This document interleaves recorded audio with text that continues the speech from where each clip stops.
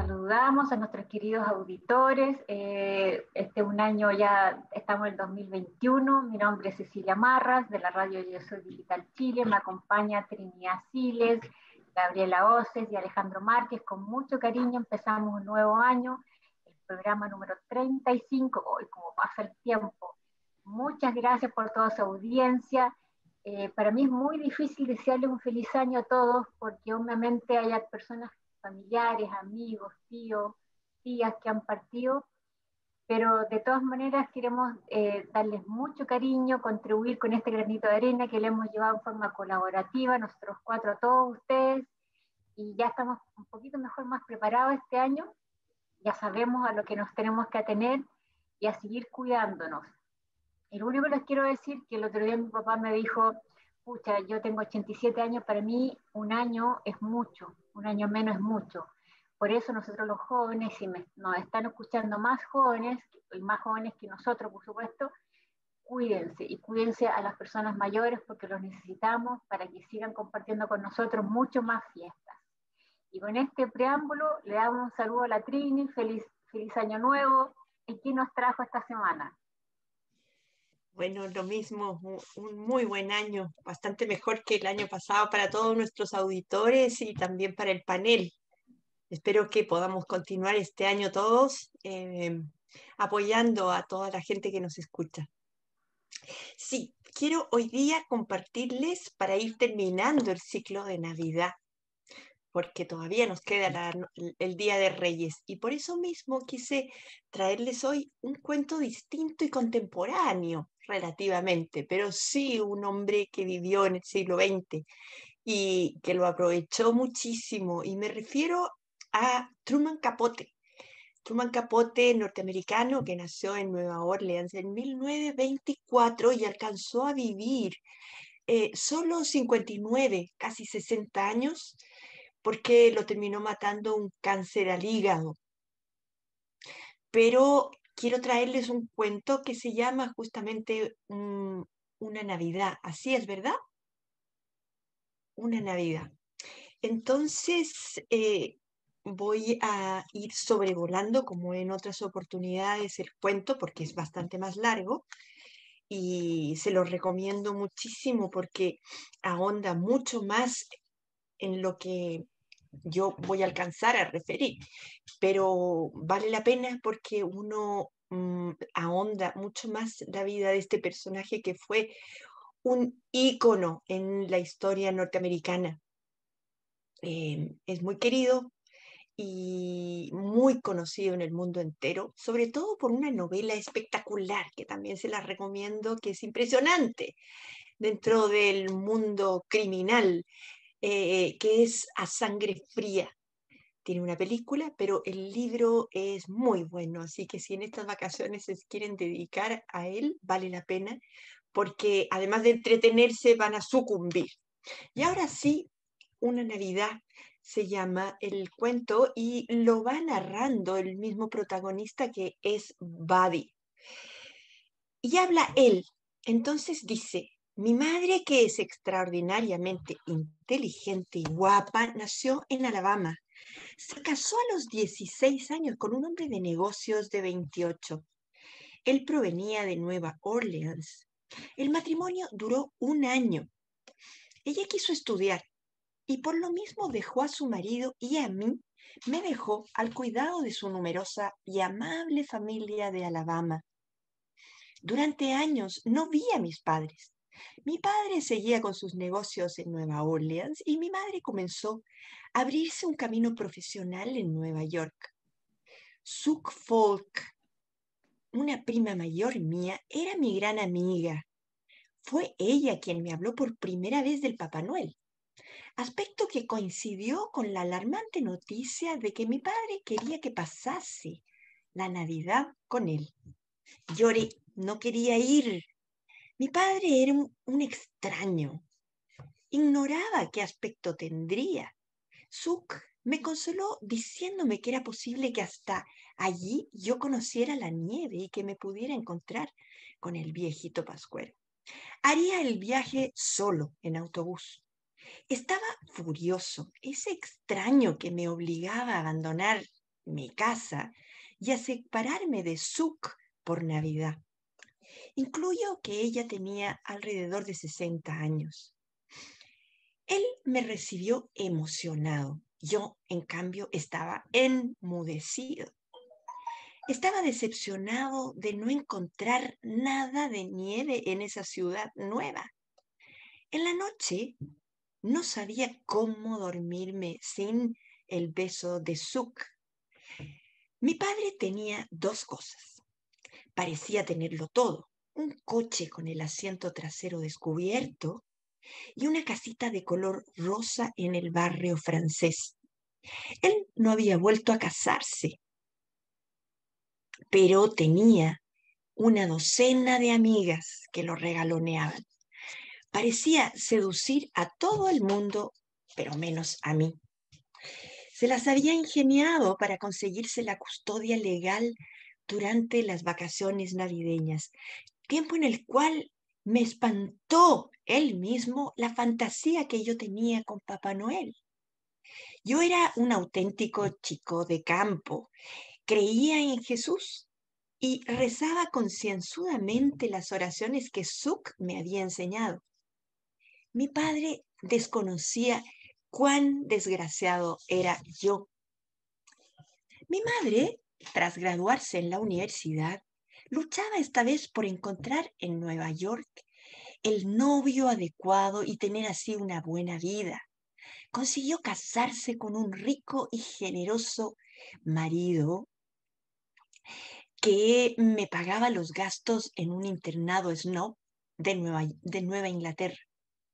Allí mi madre me había ido a visitar y en un momento de furia en nuestro encuentro me terminó gritando, sacando a la luz que todas las amigas viudas y ricas mayores que mi papá tenían eran las que le costeaban los viajes en yates y cruceros por las islas griegas. Era un auténtico gigoló. Allí me enteré del concepto y de la palabra. Es por lo que eres tú un hijo único, me dijo. Y esta es la razón por la que no volveré a tener otro hijo. Yo era demasiado joven para tener hijos, pero él era una bestia, acabó conmigo, me estropeó. O sea que mi nacimiento había acabado con ella. Sin embargo, ella era la que estaba acabando conmigo. Mi padre tenía en ese entonces 35 años. Dio una fiesta para los amigos y aprovechó de presentarme. Avanzada la noche, me sentí aturdido ya que lo que veía me obligaba a reconsiderarlo todo, como habría sido esa fiesta, ¿no? No es que Suk me hubiera mentido, a pesar de sus 60 y tantos años. Lo que sucedía es que ella era tan niña como yo. Al día siguiente de Navidad abrí los regalos. Soñaba con un avión, también con manejarlo, y poco después debía regresar. Mi padre le había dado al trago todo el día en que yo debía tomar mi bus, y en algún momento me susurró con amargura: Voy, no voy a dejar que te vayas a ese viejo caserón de locos, Buddy. Escúchame bien. Dios finalmente no existe tampoco el viejo Pascuero o el Papá Noel. A veces pienso que tu madre y yo debiéramos tirarnos un tiro al haberte permitido que todo esto te ocurriera. Él nunca se quitó la vida, pero mi madre sí.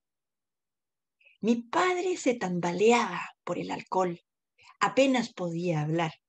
En cierto modo, nunca más me abandonó.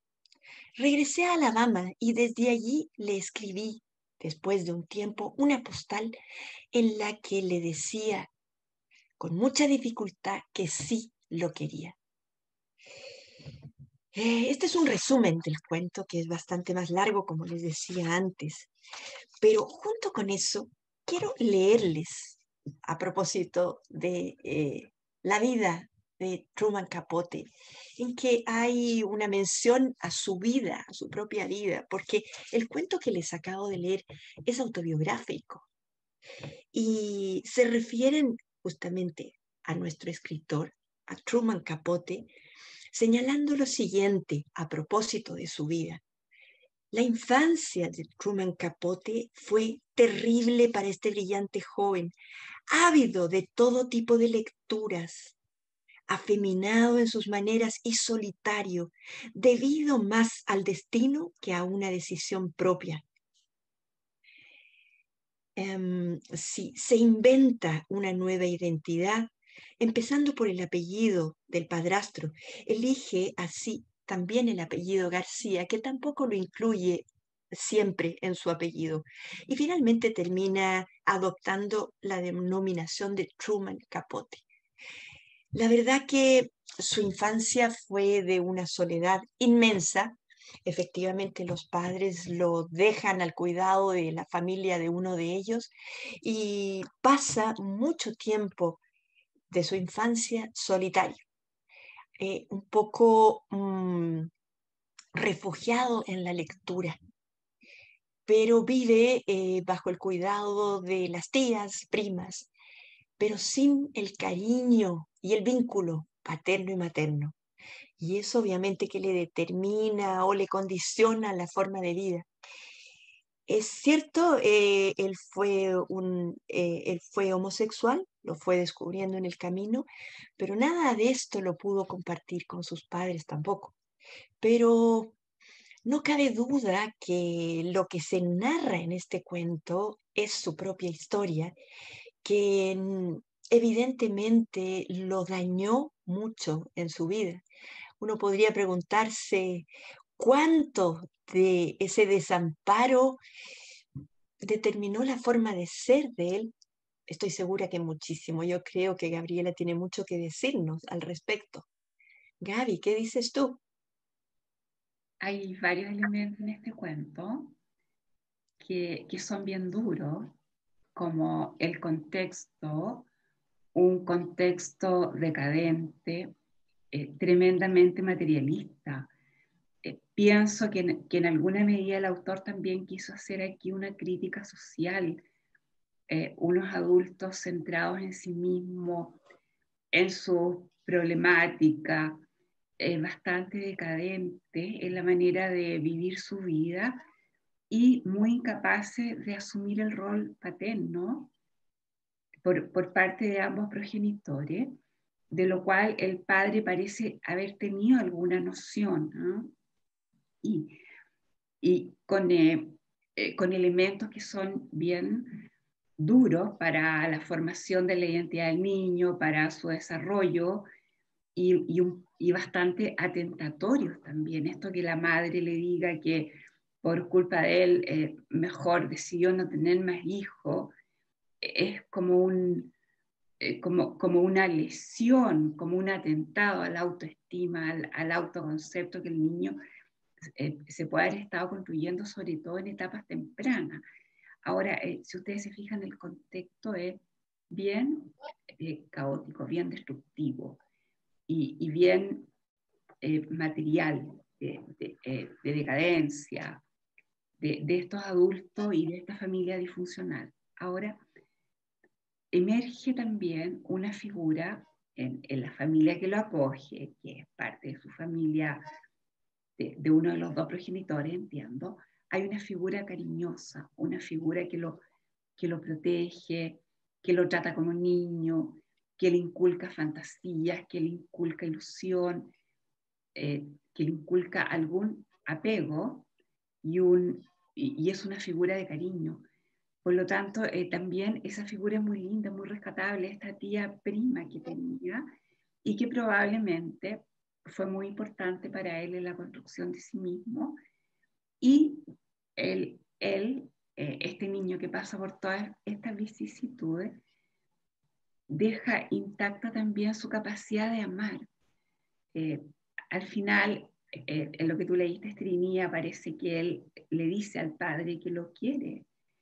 Y es muy lindo eso, a este padre que en estas vacaciones de Navidad le instruyó uno a uno las ilusiones con que la tía lo había equipado. Entonces, es un cuento complicado, un cuento duro y que nos muestra cómo a veces los niños deben enfrentar y están en una posición tan desmedrada donde ellos deben de alguna manera sacar fuerza, hacerse duro e ir integrando estos elementos de los ambientes en los cuales nacieron. Como ustedes pueden ver, la niñez no siempre es una etapa feliz, como está en el imaginario. Y este cuento nos deja claramente manifiesto eso. Me gustó lo que dijiste, Gaby, y al final uno siempre termina diciendo que siempre tiene que haber el, el papá y la mamá. No importa que estén separados, yo creo que al final siempre tiene que estar el papá y la mamá, y a veces el papá, como veo en el libro, en este relato, siempre veo, inclusive en los niños, que por más que el papá haga cosas que los adultos decimos hoy no debe haberlo hecho, terminan queriendo igual al papá.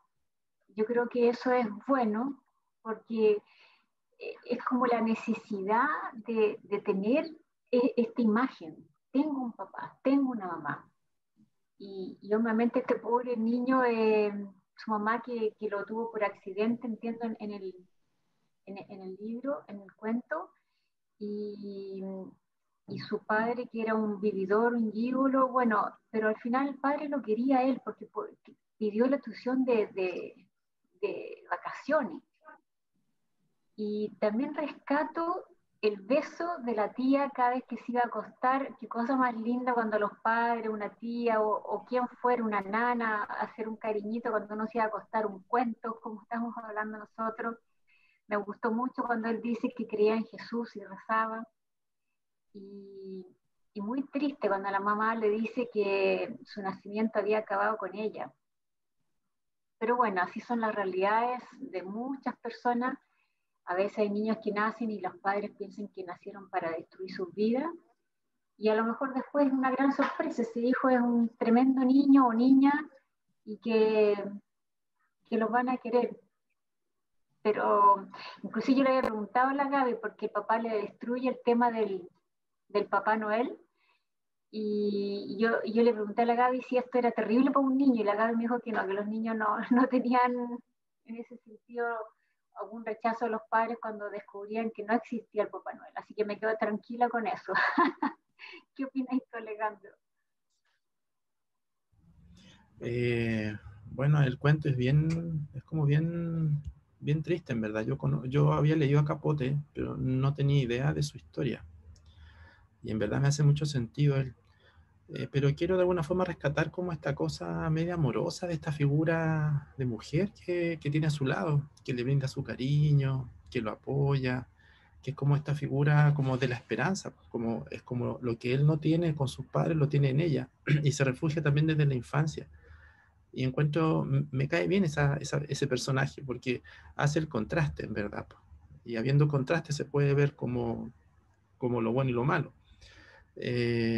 Igual me pregunto cuántos niños están así, o fueron educados así, o tuvieron esos padres.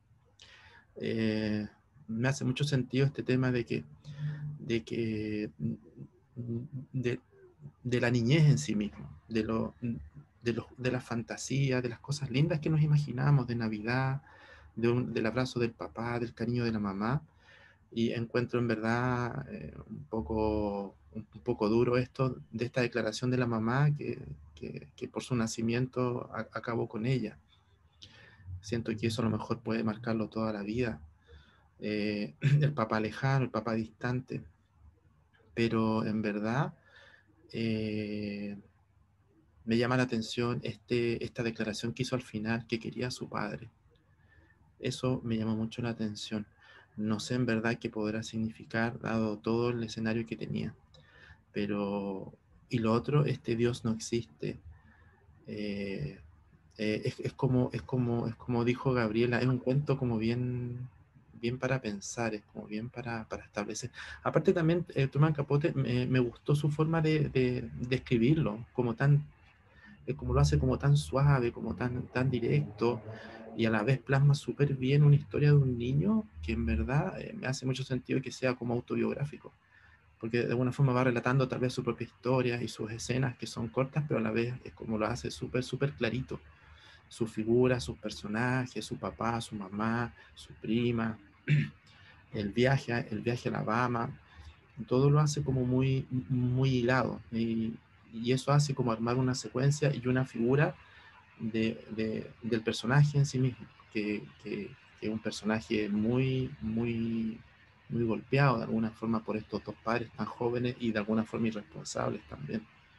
Después, cómo asumimos las futuras generaciones, estos hijos nacidos de estas figuras. Así que no, muy interesante el cuento, muy lindo, Trini. Y yo la verdad que encuentro que este cuento es extraordinario. eh, y de alguna manera, Truman Capote aquí se da un gran consuelo, es una catarsis, porque es lo que él sentía. Yo creo que es el viaje lo importante en este cuento, ¿no? Imagínense que el viaje no se hubiera realizado, el hijo no hubiera tenido nunca alguna experiencia de papá, pero la tuvo y en esa experiencia, en forma casi violenta, le toca asumir un crecimiento de golpe, porque en ese viaje primero conoce al padre, se da cuenta que es un padre que toma mucho, que es un padre además muy solitario, a pesar de tener tantas amigas, pero que en el fondo de su conciencia está muy solo y que necesita a ese hijo todo el tiempo. Él le pregunta si lo quiere, trata como de ir sonsacando algo y de rescatar las culpas de alguna manera que en ese momento a él lo acechan y le hacen ver que él se equivocó. El hecho de reconocer un error de parte de él y su madre no deja de ser importante para su hijo. Quizá ya es muy tarde, él ya ha recibido otro tipo de cariño, ya no le hace falta este, pero hay un reconocimiento de eso y de alguna manera también una cuota de humildad de parte del padre, ¿no? Porque lo ve al interior, se da cuenta de cuánto dolor tiene ese padre por haber hecho lo que hizo. La madre, en cambio, más distante, termina suicidándose igual. Qué cosa más fuerte. Yo no estoy segura si eso le sucedió o no a Truman Capote, pero finalmente sus padres se le mueren, y él nuevamente queda abandonado. Recuerdo en una oportunidad, una amiga que es psicóloga comentaba en una clase de psiquiatría que tenía, quizá Gabriela tú me puedes apoyar en esto, y en una clase de psiquiatría el profesor les preguntaba, ¿cuántos de ustedes se consideran normales? Y todos quedaron un poco sorprendidos con la pregunta.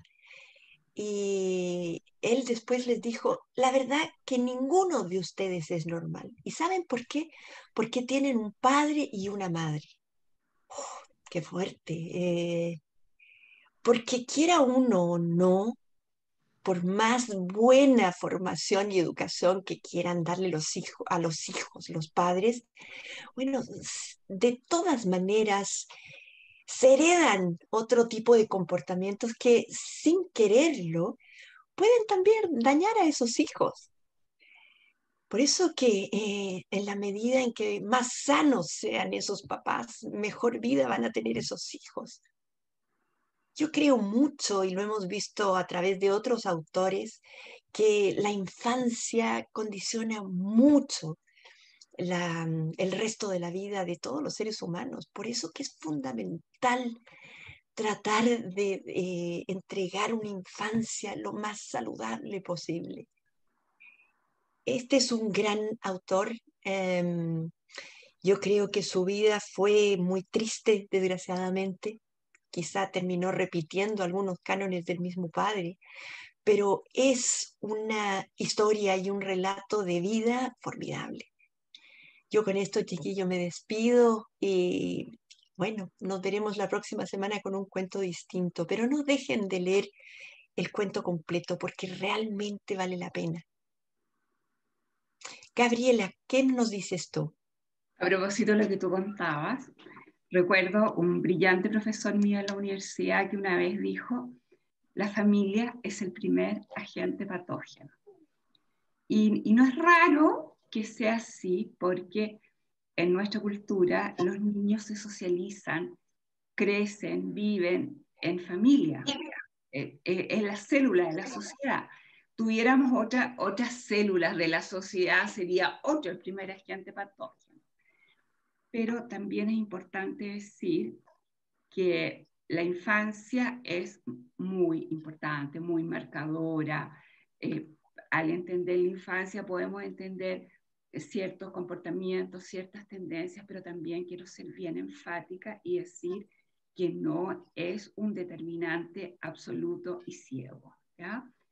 Que en cualquier minuto la vida, las personas pueden decidir sobre el curso de su vida cuando ya el desarrollo los va equipando de herramientas. La persona puede tomar decisiones, puede encauzar su vida pese a cualquier infancia que haya tenido.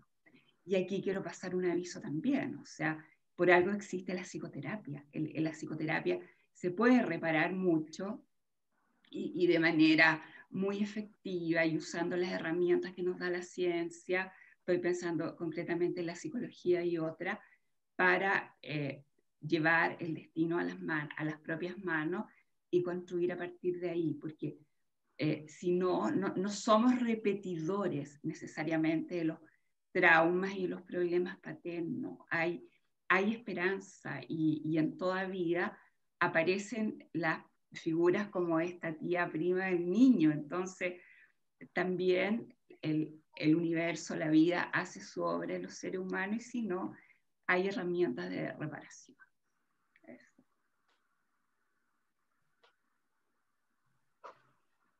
Bueno, lo bueno es que los niños, como en este cuento, supo